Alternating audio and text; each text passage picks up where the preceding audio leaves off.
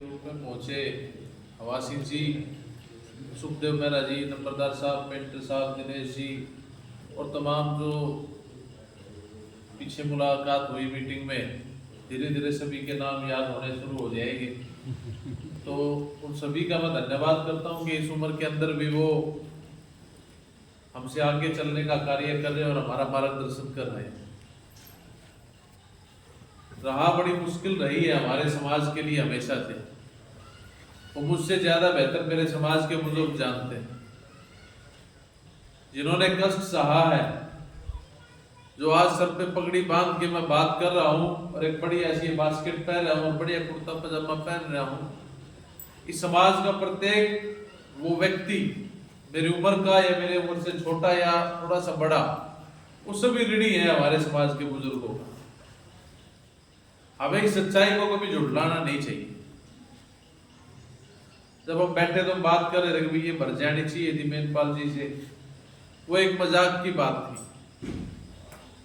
क्योंकि इस खाब को बनाने के बाद एक व्यक्ति से मिलने के लिए भी हमें हाथ पैर जोड़ने पड़ते थे।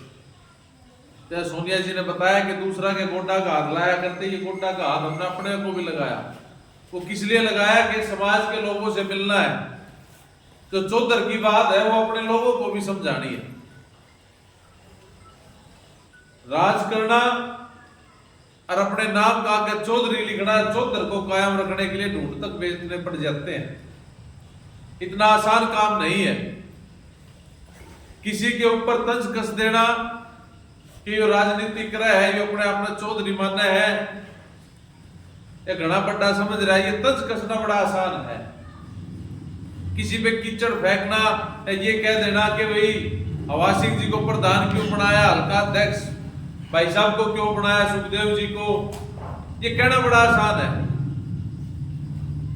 परंतु जिस व्यक्ति ने जिम्मेवारी ली है ना, उस व्यक्ति से पूछ के देखो कि एक समय ऐसा भी हो सकता है कि उसकी जेब में एक रुपया ना हो और दरवाजे पर उसके सामने समाज भी खड़ा हो और उसके लिए इंतजाम भी करना चाहे पानी का। बड़ा मुश्किल समय हो जाता है कई बार, क्योंकि हमारे पास जमीन जायदाद तो इतनी है ही नहीं। ले दे के कुछ मकान है, किसी के पास छोटी बड़ी गाड़ी है। कई बार गाड़ी में साथी साथ आते हैं तो मैं कहता हूं गाड़ी चला लोगे, वो जी चलानी ही नहीं आती। वो किस लिए नहीं आती? क्योंकि हमारे समाज के पास आज भी साधन नहीं है। ये हमारी गरीबी, जो गरीबी है ना, वो आज भी हमें ठेका दिखा रही है, इसलिए गाड़ी चलानी नहीं आती है। और जिसने आओ है वो शहरों में बैठे हैं। वो हमारे समाज के जो लोग जमीनी स्तर पे आज काम कर रहे हैं, बैठे हैं नीचे, उनसे मिलना नहीं चाहते, बदबू आती है उनसे गले मिलने में। क्योंकि जब चुनाव जीतने के बाद हम उन नेताओं के पास जाते हैं ना, अपने नेताओं के पास, वो हमसे मिलते नहीं है। वो दूर से नमस्ते कर लेंगे, गले मिलने की बात तो दूर की बात। और इसी बात को हम आज तक जिक्र तो करते हैं, पंचायतों में बैठ के या गली मोहल्ले में ताश खेलते हुए, हुक्का पीते हुए करते हैं जिक्र, परंतु जब उस फैसले को बदलने का समय आता है तो हम भूल जाते हैं। तब हमें या तो एक वो माल्टा दिखेगी, संतरा वाली दिखेगी, नींबू वाली दिखेगी, लेडीजों को सूट दिखेगा या कोल्ड ड्रिंक दिखेगी, ऐसा ही होता है। और बात करते हैं बदलाव की, परंतु कहीं ना कहीं बाबा साहब के समय से पहले भी इस समाज के अंदर चिंगारियां जलती रही हैं। कहीं ना कहीं रोशनी देने का काम थोड़ा हुआ हो, परंतु रोशनी हुई है। और आज तो प्रत्येक गांव के अंदर एक व्यक्ति तो जरूर मिल जाएगा जो बाबा साहब और हमारे गुरु रहबरों की विचारधारा को आगे बढ़ाने का कार्य कर रहा है। कितनी बार जान से मारने की धमकी हमारे इस एससी खाब के टीम के साथी जो दिन रात कार्य करते हैं उनको आती रहती है कि जान से मार देंगे। और कई बार तो समाज की कुछ महिलाएं इतने बुरी तरीके से गाली दे जाती है, जिनको रिकॉर्डिंग में आपने सुना दी तो आप करोगे कि हमारे समाज के नेता भी है। आज तो फोन यो सबसे बड़ा दुश्मन है दूसरे के लिए और खुद के लिए भी। सारी रिकॉर्डिंग हो जाए और एक तो जो सामने लाग रहा है, कोई बात मुंह मत लिखट जाए तो वह भी पब्लिसाइज हो जाएगी। परंतु डर तब नहीं लगता है जब समाज के बुजुर्ग हौसला देने के लिए खड़े हैं। नंबरदार साहब बैठे, परसों फोन आया ये बोलेंगे रुकना नहीं है तो साहब चलते रहियो, एक दिन कामयाब होंगे, हौसला मिलता है। नहीं तो एक मास्टर के छोरे के लिए पूरे हरियाणा में घूमना, जिसका कोई जमीन जायदाद नहीं, ले दे के घराली वकालत करे ना तो कुछ भी ना करता है, कमा हुआ उसने जाके लगाया वो समाज में तेल फूकण में और किसी काम में,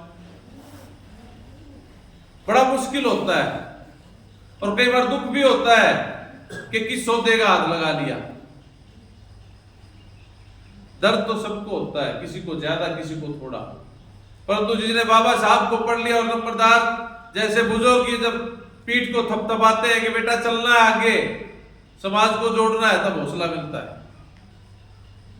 हमारे समाज के अंदर छोटे छोटे संगठन प्रत्येक गांव के अंदर बने, राज्य स्तर पे भी बने, राष्ट्रीय स्तर पे भी बन के तैयार हुए, जिन्होंने भीड़ को इकट्ठा करने का तो कार्य हमेशा किया। मैं जिस गांव में 2 गाड़ी लेके आ जाता, 10,000 रुपए अलग से फूक कर 4 गनमैन अच्छा हुआ खुला करने कार के ऊपर तय खिड़की से, और उसमें खड़ा होकर आ जाता, पीछे डीजे बाजे, रागे बाजे, डीजे मेनपाल ने भी कह दिया, सुखदेव ने भी कह दिया बजवा दे, कह देंगे जी भाई राष्ट्रीय अध्यक्ष का आदेश से बजवाना पड़ेगा डीजे, तो सारे गांव में पता चल जाए कि भी कोई कार्यक्रम हो रहा है, वह वीडियो भी घनी हिट हो जाए, ये प्रोग्राम भी घना हिट हो जाए। तो हमारे समाज में जितने संगठन बने उन्होंने ऐसे ही कार्य किया। आज से पहले भंडारे लगाए या शोर ज्यादा करे और काम कम कराया, जिसका परिणाम तो 0 ही नजर आया। हमने ये बहुत बड़ा लंबा अध्ययन किया, मेरे ऊपर ज्यादा नहीं है, परंतु मेरा सर्कल हमेशा से ना नंबरदार जैसे बुजुर्गों का, आवासिक जैसे प्रधानियों का, इनका सर्कल रहा हमेशा से, कॉलेज टाइम से। मेरी उम्र दराज साथी मेरा एक भी दोस्त नहीं है, कोई कहता होगा वो अपना बड़का निकला है, पर मेरा उठ बैठ हमेशा बुजुर्गों के साथ रहा, तो तजुर्बा लिया उनसे। तो जो ये मीटिंग जो हम कर रहे हैं ना, ये हमारी कामयाबी है। और जो संगठनों ने शोर मचाया उसमें हमें हासिल कुछ नहीं हुआ। उन संगठनों के अंदर कुछ ना कुछ कमी रही, उन कमियों को दूर करने के लिए, अपने समाज को वाकई में शासक बनाने के लिए सिखाव का गठन किया गया कि बैठ के चर्चा करेंगे और देखेंगे ठहराव की स्थिति समाज में कहां तक आई है। जब तक बैठने की आदत नहीं बनेगी तब तक हम अपनी नियति को भी कामयाबी से हासिल नहीं कर सकते हैं, नियम भी नहीं बना सकते हैं, कुछ भी राजनीति भी नहीं कर सकते हैं। जब 4 मेरे बुजुर्ग अलग अलग कोना में खड़े होकर बीड़ी पीन चले जा, तो मेरे बोलने का या किसी के सुनने का कोई फायदा भी नहीं रहेगा। मैंने उन संगठनों के अंदर जुड़ के काम किया जहां पर हमारी पूछ नहीं होती है, उनका दर्द भी सहा, उनके ताने भी सहे, परंतु उनसे सीखा कि वो रणनीतियां कैसे बनाते हैं। उन रणनीतियां बनाने का जो कार्यक्रम है उसकी रूपरेखा मैं अपने समाज के बीच के अंदर पैदा करना चाहता हूं कि हम नियम कैसे बनाएं, कैसे हम कार्य करें। मेरे से पहले सोलंकी साहब बोल के गए, सरपंच साहब, उन्होंने हकीकत में सच्चाई बात बोली उन्होंने कि मेरी जीत का कारण यह था कि जो मेरी टीम थी उन्होंने अपनी जिम्मेदारी को समझा, उन्होंने पैसे नहीं मांगे, उन्होंने शाम की पार्टी के लिए कभी नहीं कहा, काम करा और जाकर अपने घरों में रोटी खाई, तो वो कामयाब हो गए। ना तो सरपंची के चुनाव में तो करोड़ों रुपए लाग जाए, 10 लाख तो छोटी सी बात।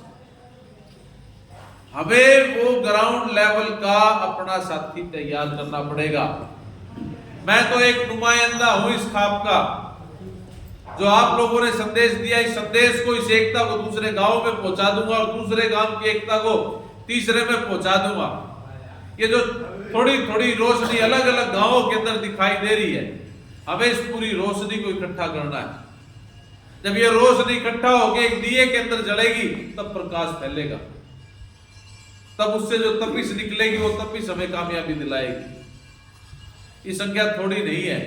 नंबरदार साहब ने विकाल ने कह देंगे, हवा सिंह जी ने कह देंगे गाड़ी भर लाओ, हवा सिंह जी ने तो एमएलए की कई बस भरी है। इन आज हम कह देंगे भरने पर भरने का फायदा क्या है? हुआ तो आर्थिक शोषण हमारे एक व्यक्ति का, ना फायदा क्या है?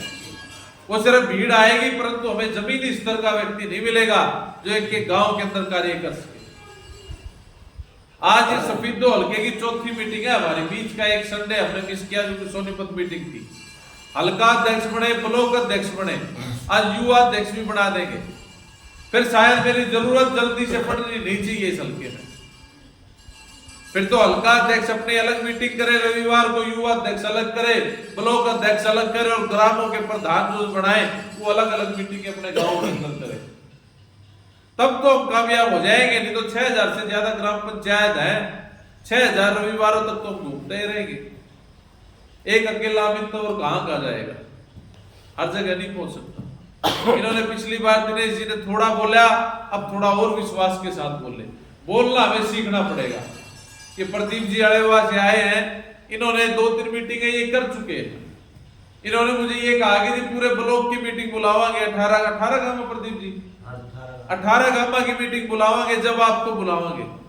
मेरे को इस चीज का बिल्कुल भी लालच नहीं होता है कि हजारों की संख्या में आदमी खड़े हो और फुल्ला की माला पराई जा और माइक ला रहे हो जब ना भी जागा ना, क्योंकि एक व्यक्ति से मिलने के लिए मैंने संघर्ष किया कि एक व्यक्ति से मिलना कितना मुश्किल होता है। आज तो हजारों की संख्या में आदमी हमारे साथ जुड़ चुके हैं। आज इस खाप का स्वरूप छोटा नहीं रहा है, मैं आपको बताना चाहूंगा, ये बहुत बड़ी बढ़ चुकी है। इसलिए पहले ही इसका नाम महापंचायत रख दिया था, पंचायत नहीं रखा गया था, क्योंकि भविष्य हमारा सुंदर है, परंतु हमें एक दूसरे के ऊपर यकीन करना पड़ेगा। बाबा साहब ने 2 अधिकार दिए, उससे पहले उन्होंने महात्मा गांधी से मांगा कि मेरे समाज को 2 वोट का अधिकार मिलना चाहिए, परंतु वो अनशन पर बैठ गया। जब 17 सूत्रीय मांगों की बात स्वामी अच्युतानंद जी ने करी, तब साइमन कमीशन का विरोध कांग्रेस पार्टी ने कर दिया कि इंडिया के अंदर वो आएंगे, और साइमन कमीशन गो बैक के नारे उन्होंने लगवाने शुरू कर दिए। परंतु बाबा साहब अम्बेडकर और स्वामी अच्युतानंद जी के प्रयासों से 17 सूत्रीय मांग बनवाई गई, जिसमें हमारे समाज को प्रत्येक गवर्नमेंट क्षेत्र के अंदर और राजनीतिक क्षेत्र के अंदर हमें अधिकार मिले, उस अंग्रेजी हुकूमत के समय में। नहीं तो ये लोग हमें देना नहीं चाहते थे, और इन्होंने बाद में हमारा मनोबल गिराने के लिए हमें हरिजन शब्द दे दिया गया। और जब बाबा साहब ने प्रथम निर्वाचन क्षेत्र की मांग करी, तो गांधी अपने अनशन के ऊपर बैठ गया। अगर गांधी का छोरा हुआ, कभी जवाहरलाल नेहरू हुआ है, युग है कि आपने कोठी दे देंगे, 200 रुपए भत्ता दे देंगे, नौकर दे देंगे, गाड़ी दे देंगे, पता नहीं क्या क्या लालच दिया गया। और वही लालच आज भी चालू है, वो खत्म नहीं हुआ। हमारे समाज का कोई आगे बढ़ेगा, समाज को इकट्ठा करने की कोशिश करेगा, उसको लालच देंगे। भारत भी दिया, पर हमने ठोकर मार दी, इसलिए मालूम दोबारा कोई आता नहीं। एक बार दर्द होता है, कच्चा लालच एक बार दुखी करेगा कि कुछ समय के लिए भी पैसे दिख रहे हैं, सुविधा दिख रही है, वो दुखी करेगा, परंतु जब हमने उसको ठोकर मार देंगे तो कभी भी कोई आएगा नहीं। इसलिए ऐसी खाप की किसी भी व्यक्ति के पास कोई नहीं पहुंचता है। जो बड़े लंबे समय से चल रहे उनके पास कोई नहीं, उनको पता है कि ये सेट हो गए, आएंगे, क्योंकि हमारा लक्ष्य कुछ और है। उन्होंने 2 अधिकार दिए, एक तो जो रिजर्व सीटें हैं उसमें हम चुनाव लड़ेंगे और कोई नहीं लड़ेगा। जिसमें अदर कम्युनिटी ने क्या काम शुरू कर दिया कि हमारे समाज की गरीब लोगों को टारगेट करते हैं कि इसके 5 चोरी है, 6 चोरी है, इसमें तो एक ने ले लो 2-4 लाख रुपए देकर बह लो, सरपंची भी मारी रह जाएगी, हरी देख लिया अपने, लेकिन चुनाव में भी होगा ये काम, और हम फिर भी नहीं समझ पाए। और दूसरा जनरल सीट के ऊपर अधिकार दिया जहां पर हम लड़ सकते हैं। उस अधिकार को पाने के लिए आपसे पहले बहुत से साथियों ने मेहनत की, कोई जीत गया और किसी को हमने हरा दिया। एससी खाप पूर्ण रूप से ये चाहती है कि एक शुरुआत अब की बार 24 के अंदर इस एमएलए के चुनाव के अंदर भी हम करें, या तो बाबा साहब की बात ही करना छोड़ दे, मैं भी अपने घर में बैठ जाऊंगा, आप सब घर में बैठ जाओ, फिर जैसा चल रहा है उसको चलने दो। फिर बाबा साहब की जयंतियां बनाने की भी जरूरत नहीं है, गुरु महाराजों की भी जयंती सत्संग कीर्तन करने की जरूरत नहीं है, फिर खाली जय भीम चिल्लाने का भी कोई फायदा नहीं, उन सबको छोड़ना पड़ेगा। और हकीकत में मानते हो कि समाज कितना जागा है, इसको अगर देखना है तो एक बार तो प्रयास करना पड़ेगा। अलेवा शायद उचाना हल्के के अंदर आता है, ठीक है, पर भाई साहब कहना तो उचाना हल्का चाहते थे, परंतु वो सफेदों की बात भी करके कहना उचाना की चाहते, पर सफेदों की बात भी करके, तो मतलब काम तो करना चाहते हैं, उनको साथ की जरूरत है। और छोटे छोटे हल्के हैं, 72 गांव इसके अंदर है, 62 गांव उसमें है। जब सिरसा का आदमी आके है उचाड़ा में जीत जा और सिरसा की बहू जाकर बारड़ा में जीत जा, तो मारे हल्के के मारे बड़का क्यों हो रहा है? को कांडे तो को नहीं लाग रहे क्या उसने वोट ना देवा। और वही बात से जब अपने ने वोट देने खातर हमारे समाज ने दारू मांगे तो वह भी कर ले किता ने एक बार जिता तो दो। अपना मारेगा छाया में तो गिरेगा। कितने यहाँ पर युवान साथी बैठे, बुजुर्ग तजुर्बेकार बैठे हैं और महिला शक्ति भी बैठी है। या घूंघट पर था हमारी नहीं थी, ये विदेशी लेके आए और ये लोग लेके आए, क्योंकि वो हमारे समाज की महिलाओं को किडनैप कर लेते थे और जब हमारे लोग बलशाली होते थे कहीं वो उनको दिखाई ना दी जाए तो इसलिए वो हमारी महिलाओं के आगे ये घूंघट कर देते थे ताकि वो पहचान में ना आए। नहीं तो यूं इतना गहरे रंग का कपड़ा मुंह पर आगे करके चल रहा फिर इन रोड़ा पर चल रहा कोई आसान काम नहीं है। अब तो शान से जीने वाले आदमी थे परंतु ये प्रथा भी आज तक नहीं छूट पाई। हमें बदलाव तो लेना पड़ेगा, धीरे धीरे लेना पड़ेगा, पर वो धीरे इतना भी नहीं चलना है कि साथ चलने वाला या पीछे जो कई किलोमीटर पीछे रह गया वो भी आगे निकल जाए। एक एक व्यक्ति को ये समझना पड़ेगा कि हम लोग कब जागेंगे, कब जागेंगे। हमें अपनी जो विरासत है, बुजुर्गों ने जो तजुर्बा लिया उसको हमें संजोना पड़ेगा ताकि हम अपने बच्चों को दे सके, अन्यथा हमारे पास कुछ नहीं है। मैं घड़ा जो 24 तक चाल लूंगा फिर मेरा भी जाकर तो बड़ा लाग रहा है, वो भी मेरे जूत मारा लाग जाएगा, बाबू के जोड़िया घराली भी कह लाग जाए कि मेरा लग है, कुछ भी हो सके है भाई। जब समाज इकट्ठा ही नहीं होगा, बाबा साहब ने जोर ला लिया, स्वामी अच्युतानंद जी ने जोर ला लिया, गुरु रविदास जी पूरा देश आटन कर गए इस समाज को इकट्ठा करने के लिए और बैठ के काशी में जाके सारे धोख मारन जाए, सिर्फ धोखा मारने का काम करें, फिर तो ये मेरे बुजुर्ग बैठे हैं 2-4 किले जमीन ले लेंगे अब, और वहां भी हम भाई किधर बालक होने की दवाई दे ला जाए, किधर दर्द का झाड़ा ला जाए, फिर इकट्ठे हो जाएंगे। विकल्प तो ये बचे और के बचे। राज तो करना हम चाहते नहीं है, परंतु ये राज अगर आपके हाथ में आ गया तो ये चौपाले इतने समय तक अधूरी नहीं रहेगी। साथ में उरा है ग्रेनाइट लगे है, दीवारों पे भी ग्रेनाइट उतरे और बढ़िया क्वालिटी का उतरे हो तो 60-55 रुपए फुट वाला ग्रेनाइट लग रहा है, फिर काम और अच्छे होंगे। फिर ये दरवाजे इतने चौड़े नहीं है, ऊंचे भी बहुत लगेंगे, कोठियों जितने महलों जैसे। राज में वो ताकत है। फिर जो नौकरियों के लिए आज तक मेरे बुजुर्गों ने जो हाथ जोड़े हैं, दूसरों का आगे माला पर आई है नोटा की फुला की, फिर उपराण की जरूरत को नहीं। फिर वो जो मेडकरवादी साथी जो चुन के आपने बेटा भेजा है वो अपने आप जानकारी ले लेगा कि इस गांव में इतने पढ़े लिखे ने यो रोजगार दे दो, इन यो काम दे दो, मेरी चौपाल अधूरी है समाज की उसको पूरा कर दो। परंतु इसके लिए एक व्यक्ति को जुड़ना पड़ेगा। बड़ी खुशी होती है कि आप बुजुर्गों आज पगड़ी पहना के गए थे, पहन के आए, तो दोबारा उस बात को दोहराना चाहूंगा कि मंडी के अंदर चर्चा हुई कि प्रधान जी कहां जाना है, ये चर्चाएं होनी चाहिए। सरपंच साहब अभी कह गए कि जींद के अंदर सरपंचों की मीटिंग है और सारी खा पाओगी, वो तो सरपंच साहब ने मैसेज दे दिया मरता है, परंतु जो वे खाप इकट्ठी ऑनलाइन वो कदा संदेश नहीं देती, क्योंकि उनके पता है कि जिस कार्य शैली के ऊपर इनकी खाप कार्य कर रही है, अगर वो कार्य शैली सफल हो जाती है तो इनको शासक बनने से कोई रोक नहीं सकता है। अब शुरुआत करें एक बार, एक के गांव को जोड़े, एक के घर को जोड़े। चुनावी माहौल के दौरान 70 से 60% पोलिंग होती है, जिसमें 40 से 45% हमारा समाज वोट देता है, क्योंकि हमें धूप में मरने की आदत है, काम छोड़ने की आदत है। जिस तरह भर ली हमें उसको मोड़ना नहीं आता है, तो वह हाँ इब भरवा लो। जब वह 40% नंबर अगर हमारे समाज में आ जाएंगे तो वे तो सारा ही जमानतें जब्त हो जाएंगी। मैं कल को इस गांव में आऊंगा तो मैनपाल में फोन करूंगा, मैनपाल मानना है 20 आदमी तो यूं इकट्ठे कर लेगा, जिनसे मिल गए वो अपना आप आ जाएंगे, नंबर ले लिए, हम फोन करा देंगे। वो सिस्टम भी चालू करेंगे, जब फोन आया करेंगे मैं सीएम खट्टर बोल रहा हूं, यो काम कर रहा हूं, तो फोन आपके पास भी आया करेंगे कुछ दिनों बाद। परंतु अपने फर्ज को, अपनी जिम्मेवारी को हमें समझना पड़ेगा। मेरे को कोई राष्ट्रपति, प्रधानमंत्री या मुख्यमंत्री नहीं बनना कि मैं अपने लिए काम कर रहा हूं। बस एक पीढ़ जग्गी बाबा साहब के 2 पन्ने पढ़ लिए, ज्यादा तो पढ़े नहीं, 2 ही पन्ने पढ़े, और वो भी पन्ना भी के दाउला और अधिवेशन का उनका भाषण था जो आर्य सम्मेलन होने जा रहा था उसका, वो पढ़ लिए तो जिंदगी बदल गई, बाकी कुछ पढ़े नहीं।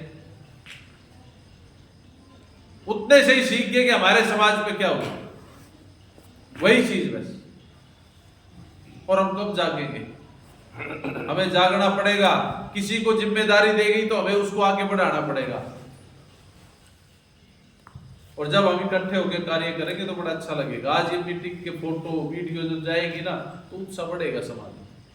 एससी खाप एकमात्र ऐसा मंच है, संगठन है जो हरियाणा प्रदेश के अंदर कार्य आज कर रहा है।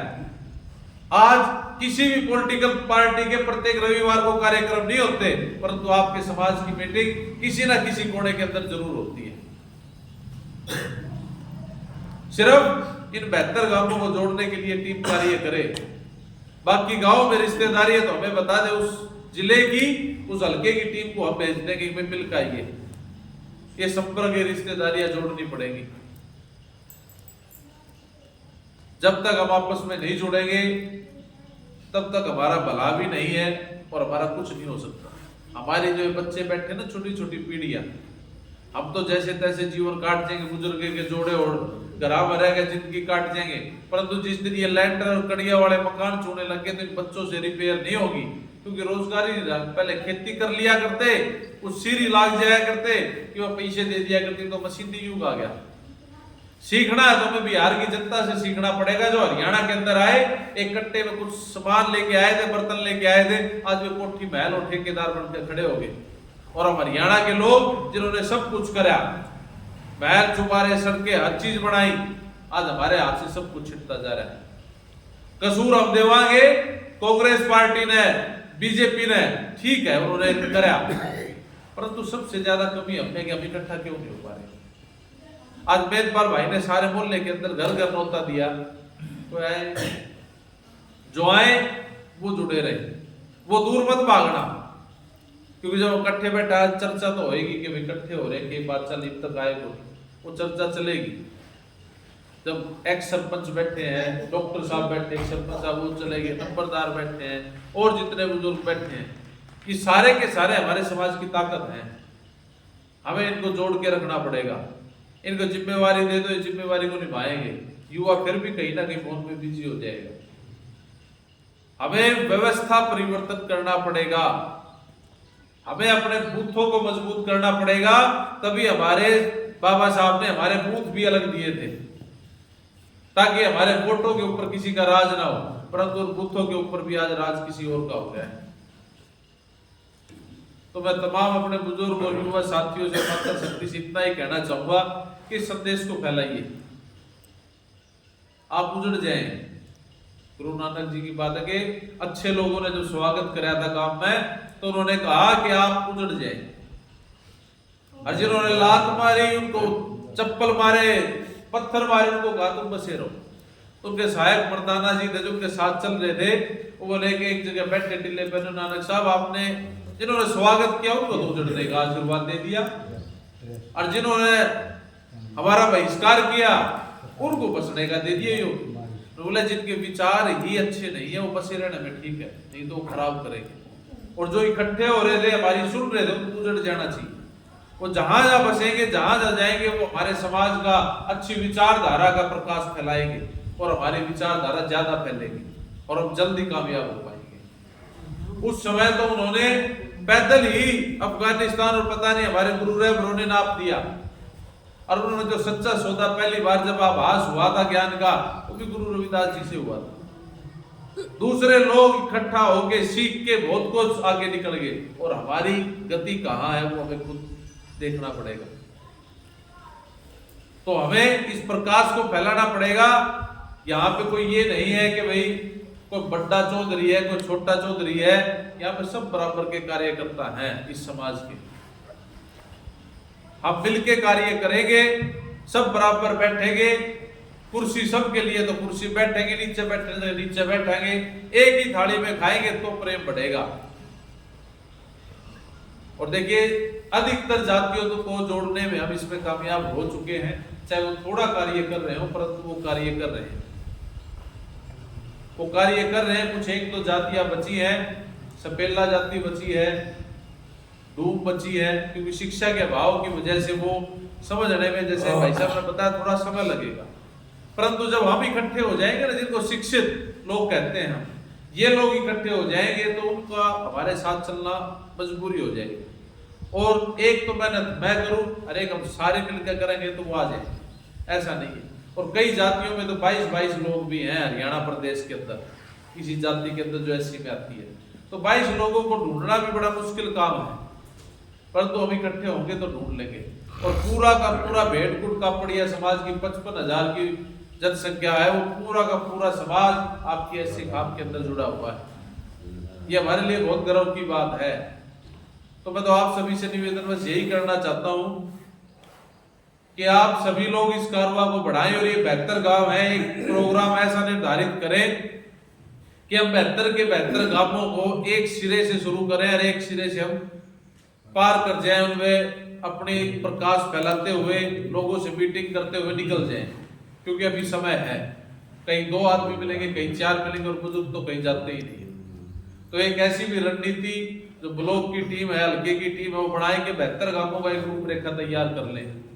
क्योंकि 2 हल्कों के अंदर भी अगर हम काम करना शुरू करते हैं, उचाड़ा और सफीदों में, तो इसकी गूंज पूरे हरियाणा के अंदर फैलेगी।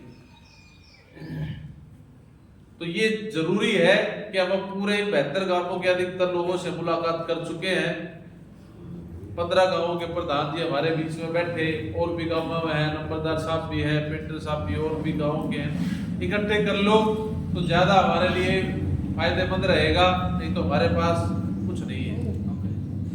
इस मीटिंग का एजेंडा अगर किसी को नहीं समझ में आया, किसी भी मेरे बुजुर्ग का, युवा साथी का, मातर शक्ति का कोई सवाल हो, या आपने कुछ गलत बोल दिया हो, उसके लिए क्षमा प्रार्थी है। कोई कुछ पूछना चाहता है तो पूछ सकता है। आपके बच्चे हैं, भाई हैं, गलतियां होंगी, आप बता देंगे तो सुधार हो जाएगा, अन्यथा वो गलती बहुत लंबी चली जाएगी। और इस मीटिंग में हम एक अहम जिम्मेदारी देने के लिए इकट्ठा हुए हैं। हम जो मेनपाल जी हैं, हम चाहते हैं हमारे बुजुर्ग जो पुरानी टीम है ब्लॉक की, ये चाहते हैं कि मेनपाल जी को एक जिम्मेवारी दी जाए, ताकि ये अपने शरीर का, बुद्धि का और इस उम्र का सही प्रयोग करते हुए इस समाज को जोड़ने का कार्य करें। इनको हम हल्के का युवा अध्यक्ष बनाना चाहते हैं, ताकि युवा साथियों को जोड़ने के लिए दिन रात मेहनत कर सके। तो उसमें आप सभी की सहमति हम चाहते हैं। पिछली मीटिंग में सहमति पड़ी थी, आज गांव के बैठे हैं, कुछ और भी साथी आए हुए हैं हमारे, तो हम चाहते हैं कि आप लोग सहमति से इनको आगे करके पगड़ी पहनाने के मेरे बुजुर्ग काम करें, ताकि ये है कि टीम में एक साथी और जुड़े, और उसके साथ जो इन्होंने जिला परिषद के अंदर काम किया, और पूरी टीम को जोड़ने का कार्य भी इसमें करें। और एक महिला टीम की कमी रहती है, महिला टीम के अंदर भी महिलाओं को जोड़िए, क्योंकि कब तक मैं अपनी घरवाली ने साथ लेकर घूमता रहूंगा। भाई कहीं ना तो कहीं महिलाओं के भी कार्यक्रम अलग से होने चाहिए। महिलाओं का आज मान लो इस गांव में पुरुषों का कार्यक्रम है, तो दूसरे गांव में महिलाओं का होना चाहिए, तभी तो हमारी शक्ति बढ़ेगी।